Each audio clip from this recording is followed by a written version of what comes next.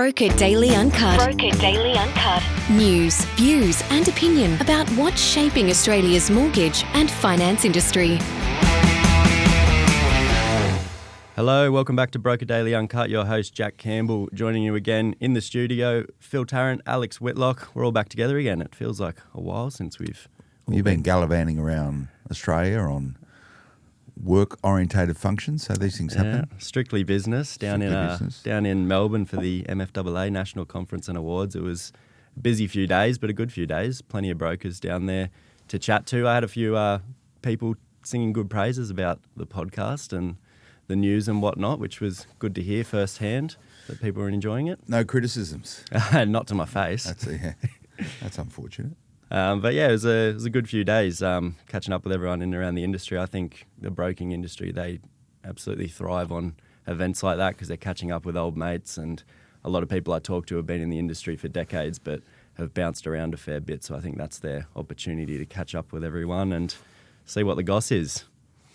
Yeah, they've always been like that. It's a very collegiate sector, third-party mortgages, and most brokers get on with each other and they're looking to learn from each other. It's very different to maybe potentially the real estate markets, where sometimes we've got to keep real estate agents apart from each other because it's so competitive sort of working your local territory, but mortgage broking is slightly different. So, yeah, I heard good reports about the MFAA event, and I heard you guys were all tucked up in bed safely away at a sensible hour, so that's always good to see. Well, I was the first night after the conference. I stayed out a bit longer than I probably should have after the awards. That's the mortgage sector for you. That's how it goes. You can't get away sometimes. Yeah. They absolutely love it. But everyone was in high spirits, I think.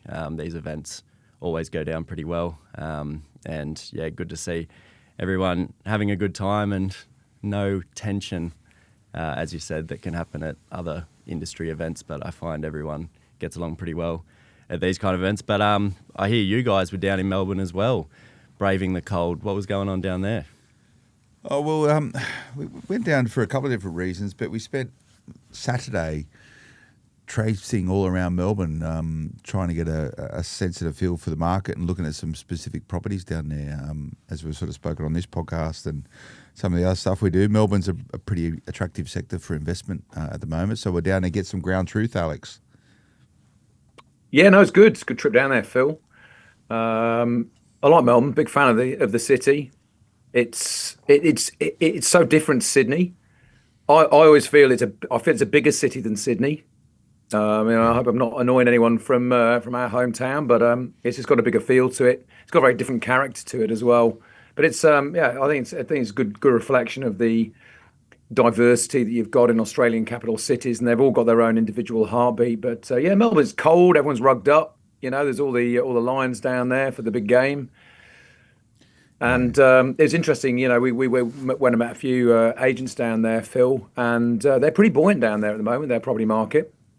Yeah, got a bit of a spring to their step, and I think after, they all acknowledge some of the challenges of attracting investment into the Victorian market at the moment, and stamp duty was raised by a couple of different people. We actually saw some agents, some people that work in and around the real estate sector and on the ground agents sort of showing properties, and they were talking about increased taxes, particularly land taxes, really slow the market down. Whether or not we were down there for specifically looking at real estate markets, which just happened to be the same day as when the Lions played the Wallabies. We're down there for a real estate trip and went to the rugby rather than down there for a rugby trip and went looking at real estate. But I like Melbourne. It's a very, it's got a bit of a, it's just got a bit of a heartbeat in some of the areas that we were looking in and around, and very sort of cosmopolitan.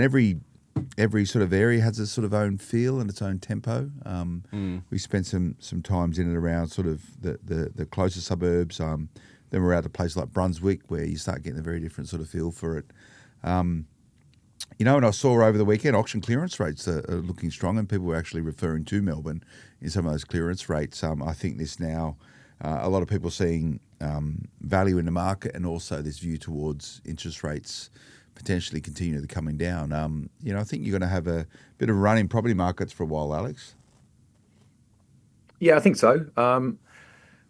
I mean, auction clearance rates across the board, they're now also so for a number of the capital cities now tracking well above the 70% mark, and we've seen this for a little while. Melbourne's leading the charge at the moment. With 67% for the weekend just gone, and it's been consistently up there. But Sydney also, 73.8, and Brizzy still going ahead at 74.5. So you just sense. I just see a number of things from around a number of different angles. Agile has just. I saw on REB that Agile run a report saying that 1 in 4 households are looking to the investment market in the next 12 months. That's pretty strong endorsement of sort of perceived gains in property. What has triggered that? I'm not sure. I don't know whether it's the couple of rate cuts we've had. I don't know whether it's expectation about further rate cuts or just the fact that the property markets have upside in them now rather than sort of maybe looking flatter. Yeah, well, we saw that data as well on Broker Daily, and I think a big driver of it was Sydney property prices and people not going for the owner-occupier route and going for more of a rent vesting option because they've been priced out of a lot of suburbs in the city. So I think that was a big driver for it. And looking at places like Melbourne. Well, if you look at recent ABS data that come down a couple of weeks ago, there's less investors in the market than was when the last set of data come through. So it's investor interest has slowed. Whether or not this is just a recalibration, getting back to the sort of the levels. I need to pick through the information. I haven't really formed a full view and opinion on it yet, but those numbers are interesting coming in the ABS. You should check them out, and it gives a sense for not a lot has changed in terms of most investors own one property, and you get all that stuff around how many own two as a percentage, 4, 5, 6, whatever, and onwards and upwards. But less investors in the market, and they're saying that a lot of it has been the sort of ongoing application of additional taxes influencing investor sentiment. So how that plays out, I don't know, but we'll be watching it closely. Yeah, definitely. We'll be keeping an eye on it.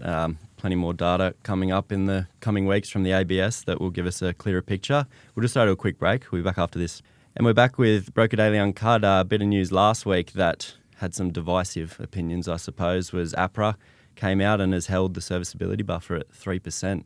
I know it's necessary, and I think everyone agrees that, but a few people may have been hoping for a bit of a cut to it. But I think it's been since, 2021 did they raise it from 2.5 to 3%? I could be wrong there. Yeah, there's always been a buffer around it. That sounds about right. Any thoughts on that? I think APRA's concerned about responsible lending, responsible advice, and keeping the buffer where it is but you're quite right, Jack. A bit disappointing to some people, but it's just prudent in terms of ensuring that people are not going to get hit by any unforeseen rate rise. We're in a very unpredictable environment. Excuse me, hang on. We're in a quite unpredictable environment rate-wise, and we were all expecting rates to go down. They didn't. There's an expectation rates will continue to go down, and they may not. There's no forecast that rates will go up, but you can't be quite sure. So I think in this environment of uncertainty, they're just staying firm with the buffer rates, and it makes me think that they probably won't go down because as rates go down, then affordability improves anyway, right? So why would you have the need to lower the buffer? So I think it's probably going to stay there for the foreseeable future.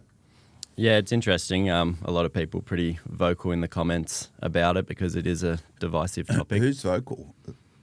Just people in our comments section on the article. They always have something to say, a few things that we can't publish. But anytime it's anything I assume, Jack, by being divisive, that some people think it's okay. Yeah, some definitely. Brokers go, it's a sensible thing to do. Yeah, definitely. And same goes when the RBA hands down a decision. You have some people. We had that July meeting that said it was necessary and others that don't, but that's the beauty of the economy. Everyone has their opinion. I think it'll eventually become a non-story. I think buffers have been and they should be welded into standardised assessment practices for everyone taking on the home loans. I think it makes sense to structurally put a buffer in place there. Most people I know who get a mortgage, they probably get the biggest mortgage they possibly can rather than the smallest mortgage. They'll always redline to the top end of their serviceability and take that debt on. Now, that's okay. So if that's naturally priced into affordability and serviceability, I think that's prudent. I think it should remain. It should be sustained. Everyone, this ongoing discussion around affordability and cost of living and all this sort of stuff. If buffers were to come down and therefore people could borrow more, what would happen with accelerating or putting upwards pressure on property prices? I'd say you'd have a lot more borrowers with a lot largely bigger budgets to spend on properties, and they're always going to push it up towards the top end. So I'd say leave it, make it part of the structure, and work around it. Do you think they will touch it? Because I remember in the lead up to the election, one of the coalition's promises was dropping it to 2.5%. Yes and no, but I think there's enough flexibility in and around some of the policies from lenders where you can still work around those serviceability buffers down. One of the biggest issues was, if you think back to a year or 18 months ago, and everyone was talking about these sort of interest rate prison type stuff, where you can't refinance the loan you're on because you can't meet the serviceability mechanisms with the buffer to move to another lender. Now, certain lenders, and brokers will know this, but certain lenders will have some variations in their policies around the serviceability buffer. So you can actually refinance your loan to other lenders or with your current lender with a view towards that serviceability buffer. So I think you'll see some innovation and maybe some flexibility around that. And I think APRA could look to that. If APRA were able to say, the 3% serviceability buffer remains. However, in these sort of, circumstances or scenarios, there is that application of flexibility around it. I think that makes sense. Yeah, I mean, entirely necessary. But again, everyone has their opinions on the matter. If you want to voice your opinion, reach out to me, editor@brokerdaily.au. Would love to hear it. We'll just throw to another break. We'll be back after this. And we're back with Broker Daily Uncut. We're leading up to, when is it? 30th of September that they bring in the help debt servicing changes for lenders. And another lender has jumped on board. NAB will no longer consider help debt if it's $20,000 or less is owing. So more and more jumping on board. I know we discussed this when CBA implemented similar policies, and you had some thoughts on it. Do you think it's a good thing? This is an affordability thing. I don't mind, some flexibility in and around policies for viewing things with a practical and pragmatic approach. And if someone's got $20,000 left on the HEX debt, which by the way is a fair amount of money, but compared to some people's HEX debts, it's on the lower end, and you've seen them being able to pay off that help debt over a period of time, I think it's prudent to actually provide some flexibility in and around it. It's when you see those balances. You probably see it amongst your cohort. When you see those balances not coming down because people find all the reasons in the world not to pay the help debt off, and it just keeps growing in value because there's obviously got interest applied to it. Now, we're only the second week back in Parliament this week. Last week was all sort of a bit of a, hey, let's all come back in together. But you see already some of the stuff they're passing on straight away is these changes to the help indexation and the repayment. So you have to, now you will start paying your help or HEX or help debt back at a higher rate. So they've put everyone's the barriers higher, so a higher income before you start paying it back. That just means you're keeping that debt for longer. This is what, I'd like to see some sensible conversations around this. The government, other than just giving handouts of wiping everyone's debt for 25% of it, they should be encouraging Australians to pay off those debts faster rather than putting their salaries up higher so to sustain or not have to pay it back quicker. See, I think there's some smarter policy that needs to take place in this regards. However, if lenders are able to provide some smart, pragmatic flexibility around it, NAB, for example, in getting people into property ownership earlier by not considering that as as part of the serviceability, that sort of makes sense. But there's a lot more moving parts to this, Jack, than just these small sort of shades of policies from lenders. Yeah, well, you don't really hear much conversation about people getting proactive and jumping on board with paying off their HEX debt. Why wouldn't they be incentivising Australians with help debt a fast way to pay it off. Give them some sort of incentive to do so. Give them a tax break to pay that down sooner. If you're able to channel all your dough into paying off these debts as fast as possible, the government really should be supporting that rather than saying, no, we'll just make the higher so you don't need to worry about it yet. You don't have to pay it back yet. So you've got more money in your back pocket.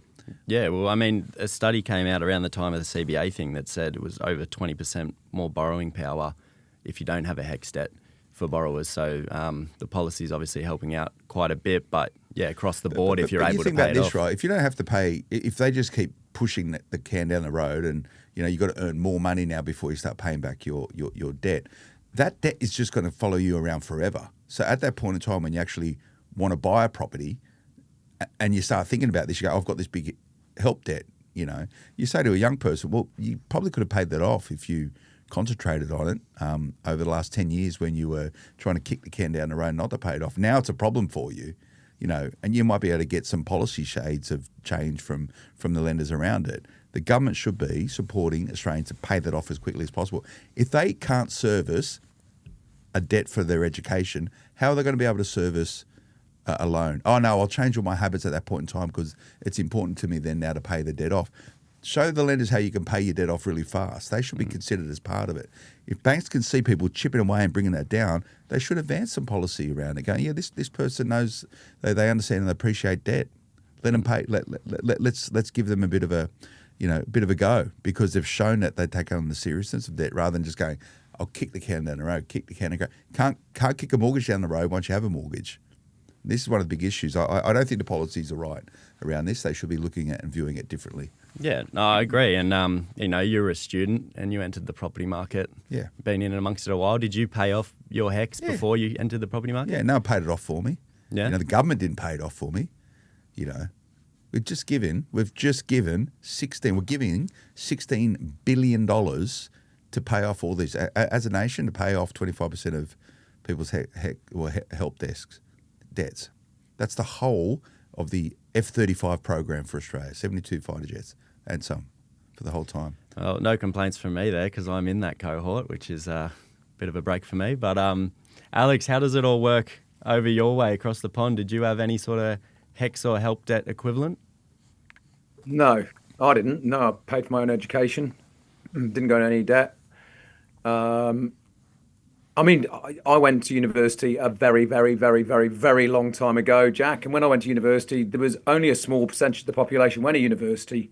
Now you've got this rather bizarre notion that everyone goes to university. And I think you kind of, like, we're past the Industrial Revolution where there was poor education and sanitization and living conditions, in the UK and other countries. And education was something that was important to get more people through sort of university education. I think now everyone goes to university, and I think few people come out of it at the other end, or if not few, not enough people come out with a real clear advantage in the workplace. I think they come out with, because they're told and encouraged to go through university by sort of 360 degrees around them. They don't really know why they're going there, apart from that's what everyone does. And then they're saddled up with a debt. And I think, again, this is my opinion, I think rather than university being a choice where you take your debt or the costs more seriously and you look at it as an investment of your own money into that education, it's now almost, people just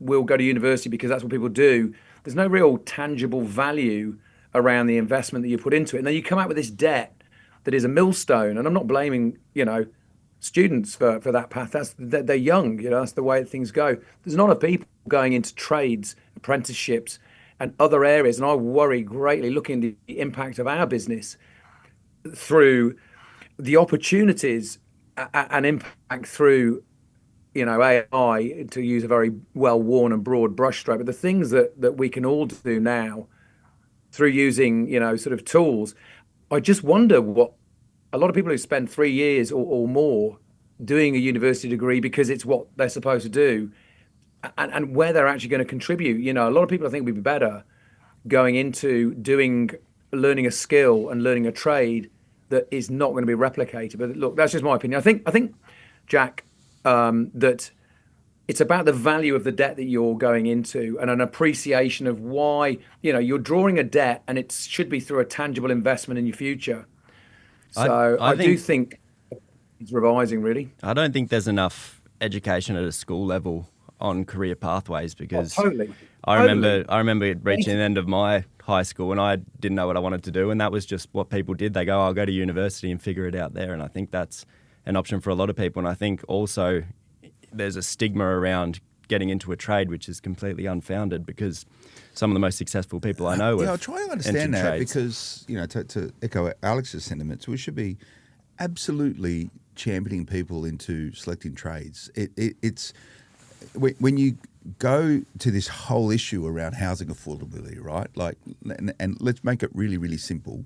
The reason why housing is, inverted commas, unaffordable. Now, I don't want to get into that debate, but the reason why it's unaffordable is supply and demand. So really, really simply, there's more people wanting houses than what there is houses. If you were the government, wouldn't you be doing everything you possibly could to support that problem? Now, they've been talking about it last week. They'll talk about it all this week and beyond in Parliament. But everything should be directed at getting more people to help that out. Now, on one side of the equation, you've got this huge amount of red tape connected with developing property, and there's a big aspect of the cost of a developed property is red tape and regulation and everything that's in there connected around it. The other side, you haven't got enough people to build it and do the work. Put your energy and effort into growing out that part of Australia. And this is long-term value creation. You create a great tradie, you might get 30, 40 years of them in the workforce. Those tradies, when they grow and evolve, they bring new tradies on, apprenticeship programs. It is really undercooked exactly what they're doing in this regards, and that's where a lot of the focus needs to be. Talk about this topic all day, but I think I absolutely concur with Jack. I think that schools are totally out of step now, horrendously out of step with the realities of going into the workplace. There's a very, very, very archaic structure, and I understand the reasons why, incidentally, that you learn the formula for studying, for delivering on time, for accurate research and so forth. So I'm not knocking formal education, but I think helping people understand how to translate that into a lifelong career. And let's face it now, you come out of university and you start doing a job, you might not be doing the same job. There's going to be the reality for so many people coming out. That job may need to change within 6, 12, maybe even 3 months' time, because technology has just superseded, the human interaction and what humans can deliver. And I think schools and the education system far further down the track have got to get better at preparing people to go through further education, higher education, and then to how they apply that to contributing to the economy. And I think there should be, and I agree that, so there's been this huge sort of departure from the value of learning a trade. And I think there needs to be a really refreshed view of how people invest in their education, and parents as well. It's not about the students, right? The kids don't make the decisions, but I think the whole ecosystem needs to be a little bit better informed and aware of what the realities are of spending a lot of money. A lot of people put their kids through private education, right? Because there is a belief that they will come out with a better educational outcome, and that may or may not be the truth. I think there's also some factors around the network and so forth. But I really think that it's going to be very different. It already is different. I think the investment that goes into, from parents and from students, into education needs to be very carefully thought through. Yeah, well, it's a big topic and we could probably talk about it all day, but out of time for today's episode. If you want to chat about it further, reach out to me, editor@brokerdaily.au. We'll chat to you again next week. Thanks again for listening. The information featured in this podcast is general in nature and does not take into consideration your financial situation or individual needs and should not be relied upon. Before making any investment, insurance, tax, property or financial planning decision, you should consult a licensed professional who can advise whether your decision is appropriate for you. Guests appearing on this podcast may have a commercial relationship with the companies mentioned.